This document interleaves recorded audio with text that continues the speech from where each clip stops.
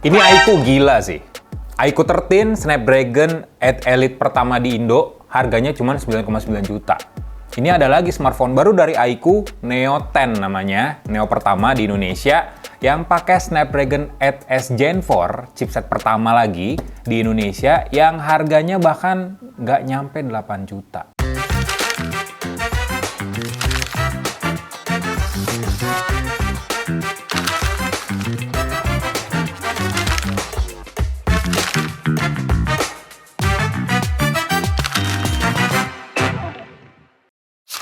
Jadi, Yuzontech baru aja kedatangan smartphone baru dari iQOO, iQOO Neo 10. Jadi ada 3 varian ya dari iQOO Neo 10 ini di Indonesia. Ini iQOO gila sih. iQOO 13 Snapdragon 8 Elite pertama di Indo, harganya cuma 9,9 juta. Ini ada lagi smartphone baru dari iQOO, Neo 10 namanya, Neo pertama di Indonesia, yang pakai Snapdragon 8S Gen 4, chipset pertama lagi di Indonesia, yang harganya bahkan nggak nyampe 8 juta. 5,9 juta aja kalian udah bisa dapetin smartphone yang pakai otak premium dari Qualcomm. Pengen tahu nggak kayak gimana performance-nya dan bisa main game rata kanan nggak? Kita lihat aja di video kali ini. Yang paling rendahnya itu 8 256 GB yang harganya 5,9 juta. Terus ada 12 256 GB harganya 6,49 juta. Dan yang paling tinggi 16 GB RAM-nya dengan memori 512 GB yang harganya 7,49 juta.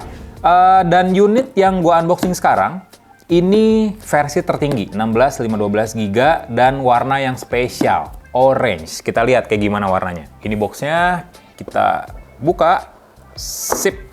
Wih. Belum dibalik aja ini udah terang loh tampilan HP-nya. Cuman kayak biasa, simpen dulu buat yang terakhir. Nah, di dalam boxnya kalian udah dapetin soft case bawaan. Ini black juga, jadi nggak bening, lebih bagus, lebih nggak menguning. Terus ada kartu garansi dan panduan ringkas. Ada kabel USB Type-C juga, SIM ejector, kemudian ada adapter charger, flash charge dengan output daya maksimum di 120 watt. Ya, ini dia iQOO Neo 10 warna orange dengan efek-efek ala gradasi. Ini kayak orange-nya api nggak sih? Tuh, ada flare-nya gitu di bawah ke bagian atasnya. Dan kalian sadar nggak? Kalau smartphone ini punya desain yang mirip banget sama iQOO 13. Kelihatan di modul kameranya, terus juga di bagian depannya yang sama-sama punya layar yang flat, karena ini mirip banget loh. Terus di bagian bawah ada SIM tray, terus ada mikrofon, ada USB Type-C, ada speaker juga. Di sini ada tombol power dan tombol volume. Di bagian atas ada mikrofon tambahan dan speaker tambahan. Ini dia iQOO Neo 10. Layarnya flat, gamer banget ya. Gonjreng pula karena panelnya AMOLED 6,78 inch yang resolusinya 1260 x 2800 pixel, 1,5K lah. Bezelnya tuh tipis, kiri kanan atas bawahnya tuh dibikin tipis. Meskipun di bagian dagunya agak tebel, tapi rasio layar terhadap bodinya tuh bisa sampai 89,3%. Belum 90%, tapi menurut gua itu hal yang patut diapresiasi. Apalagi layarnya yang flat, jadi bikin visualnya lebih lapang aja. Dan layarnya pun udah ngedukung refresh rate sampai 144 Hz. Kalian juga bisa memilih refresh rate tinggi per aplikasi. Jadi kalau kalian pengen sensasi yang mulus ketika scrolling misalnya atau main game yang ngedukung refresh rate tinggi, ya tinggal aktifin aja di pengaturan ini. Karena resolusinya lebih tinggi juga, kalian bisa memilih 2 opsi resolusi, mau Full HD atau 1,5K. Makin tinggi resolusi, berarti makin boros baterai dari smartphone ini. Nah, biasanya HP 5 jutaan itu mengunggulkan ketahanan bodi yang tinggi ya. Dan iQOO Neo 10 udah mengantongi sertifikasi militer, MIL STD 810H. Jadi, mau dibanting kayak gini juga aman-aman aja sebenarnya smartphone ini. Gua resep sih ya, kalau ngebanting-bantingin tuh seneng aja gitu. Apalagi ya smartphone-nya udah punya jaminan ketahanan kelas militer. Jadi, smartphone ini punya body build quality yang bagus, cuman IP ratingnya hanya IP65 aja. Jadi smartphone ini nggak bisa kalian cemplungin, nggak bisa kalian ajak renang. Seenggaknya kalau kena air hujan, masih aman iQOO Neo 10 ini. Yang agak bikin nggak nyangka adalah bodi dari iQOO Neo 10 ini cuma 8,1 mili aja ketebalannya. Dan sasisnya udah berbahan aluminium, sama bodi belakangnya udah kaca, jadi kelas premium. Ada dua pilihan warna yang tersedia di Indonesia, Onyx Black dan Blaze Orange. Unit yang gue pegang sekarang. Bodi yang tipis, baterainya tipis nggak? Enggak ternyata. Karena baterai smartphone ini udah tebel, kapasitasnya gede ya, yang nyaingi power bank. Kapasitasnya 7000 mAh dan udah ngedukung fast charging 120 watt. Klaimnya iQOO, kalian cukup ngecas 36 menit aja agar baterainya full. Nah, ngomongin soal spesifikasinya nih, Snapdragon 8S Gen 4 disandingin sama RAM LPDDR5X dan memori penyimpanan UFS 4.1. Jadi read dan write speed-nya udah pasti lebih ngebut. Untuk booting, untuk buka aplikasi, beralih antar aplikasi harusnya lebih satset. Benchmark-nya berapa, Bang? Gue udah sempat nguji pas peluncuran kemarin, jadi skornya ini tembus 2,1 jutaan.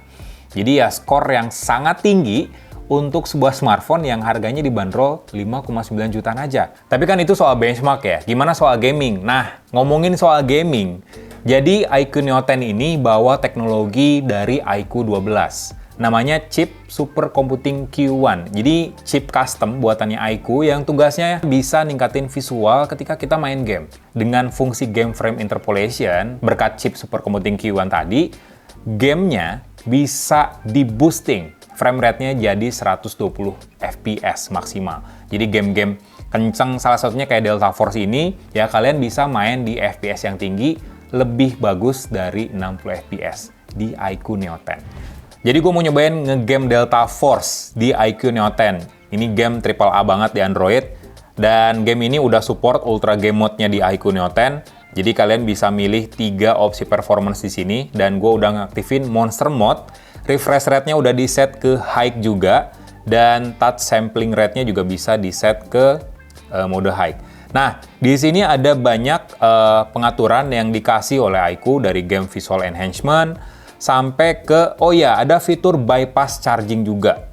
Kita lihat dulu di graphic and sound.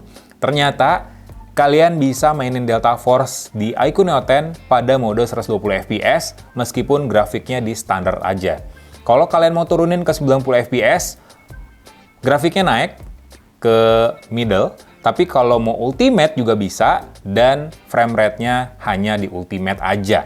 Jadi dengan grafis ultimate dan frame rate ultimate, kalian bisa manteng di 60 fps.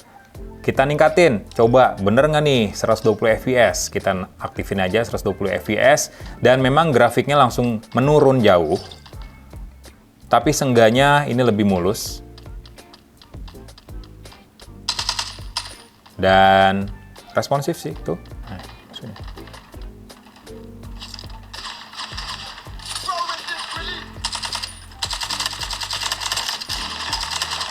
tapi meskipun dapur pacunya udah kenceng, sisi kameranya tetap diperhatiin oleh iQOO. Jadi kamera belakangnya udah pakai sensor 50 megapiksel yang udah dukung OIS, Optical Image Stabilization. Jadi kalian bisa ngambil foto malam dengan hasil yang cukup detail karena minim goyangan, atau juga ngerekam video tanpa bantuan EIS atau Electronic Image Stabilization. Jadi beneran stabilisasinya dibantu secara hardware. Dan ngomongin soal videonya sendiri, karena udah pakai Snapdragon 8S Gen 4, kalian bisa ngerekam video 4K di 60 fps. Termasuk juga di kamera depannya yang pakai sensor 32 megapiksel, kalian bisa ngerekam resolusi yang sama. Cuman sayangnya kamera depannya berjenis lensa fixed focus aja. Dan satu kamera lagi di belakang 8 megapiksel dengan lensa ultra wide yang fixed focus juga. Ya emang sih ya, namanya juga smartphone yang nonjolin soal spesifikasi tinggi, pasti aja ada yang dikorbanin. Salah satunya ya kamera. Kamera utamanya oke, tapi sisanya ya kurang lebih so-so lah ya. Ada di rata-rata aja. Tapi di samping kekurangannya, ada kelebihannya juga dari iQOO Neo 10 ini. Tetap kalian harus apresiasi kehadiran smartphone ini di pasar Indonesia. Pertama, ini jadi seri Neo paling pertama yang diluncurin di Indonesia. Seri ini tuh udah banyak banget ditanyain oleh usernya iQOO, fansnya iQOO di Indonesia, konsumen-konsumen di Indonesia yang kaum mending, banyak banget ditanyain. kapan masukin Neo series ke Indonesia? Nah, iQOO udah langsung ngejawabnya lewat iQOO Neo 10 ini, yang sekaligus jadi smartphone pertama dengan Snapdragon 8s Gen 4 di Indonesia. Itu yang kedua nih ya. Dan yang ketiga, ya karena harganya murah. Untuk spesifikasinya bisa dibilang ini smartphone yang terjangkau, mulai dari 5,9 juta, dan kalau kalian butuh ruang penyimpanan yang lebih besar, kalian bisa spend dana lebih banyak di 7,5 juta. Dan yang keempat, kemampuan Snapdragon 8s Gen 4 dan dapur pacu lainnya di iQOO 13 ini menurut gua udah maksimal buat kalian yang suka main game. Ditambah ada chip tambahan buatan iQOO yang custom nih, Super Computing Q1. Jadi chip ini tuh sempat ada di iQOO 12, seri flagship juga, yang fungsinya adalah bikin frame rate game yang kita mainin jadi berkali-kali lipat lebih bagus. Jadi semuanya bisa diaktifin dengan mengaktifkan game frame interpolation di game mode-nya iQOO Neo 10 ketika kalian main game. Jadi dengan segala hal dari smartphone ini, ya menurut gue ini smartphone yang potensial banget. Harusnya sih jadi calon kacang goreng ya di pasar smartphone Indonesia. So, itu aja sih unboxing first impression dari iQOO Neo 10 ini. Like videonya, kasih komen, share juga jangan lupa.